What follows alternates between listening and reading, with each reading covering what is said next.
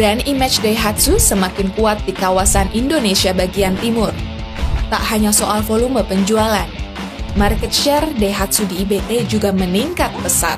Saat pasar otomotif di IBT turun 2%, Daihatsu justru berhasil mencatatkan kenaikan penjualan sebesar 4%. Sepanjang tahun 2024, Daihatsu mencatatkan penjualan sebanyak 24.357 unit, naik dari 23.442 unit di tahun sebelumnya.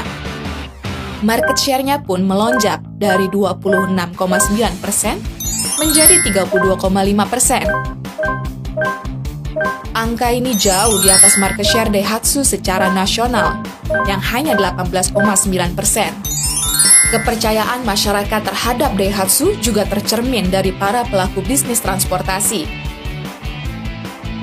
Ambotang, pemilik rental mobil mitra Toraja Ren, mengandalkan Daihatsu sebagai armada utamanya. Ambotang mencontohkan, mobil Daihatsu Xenia yang dibelinya 10 tahun lalu masih tetap prima, meski sudah menempuh lebih dari 300.000 km. Kami sudah pakai Xenia dari 2008. Ya.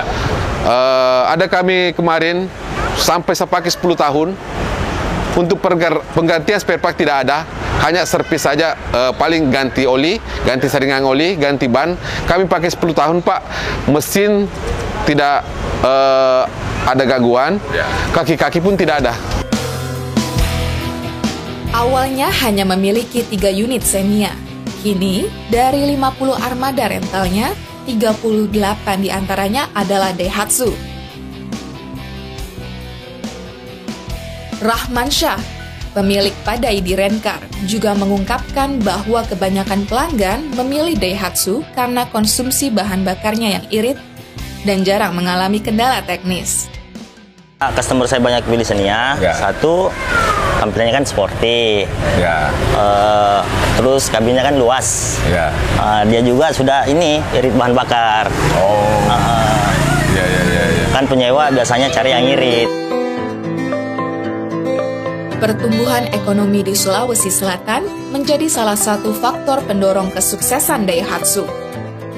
Sepanjang tahun 2024, ekonomi Sulsel tumbuh 5,02%, meningkat dari 4,51% di tahun sebelumnya.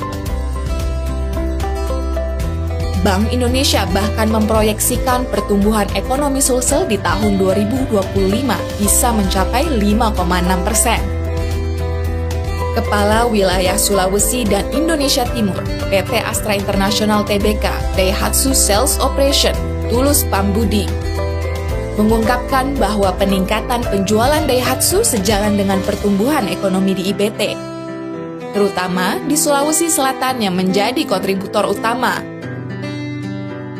Menurut Tulus Pambudi, keberhasilan ini juga didukung oleh strategi tim sales Daihatsu yang cermat dalam memilih konsumen.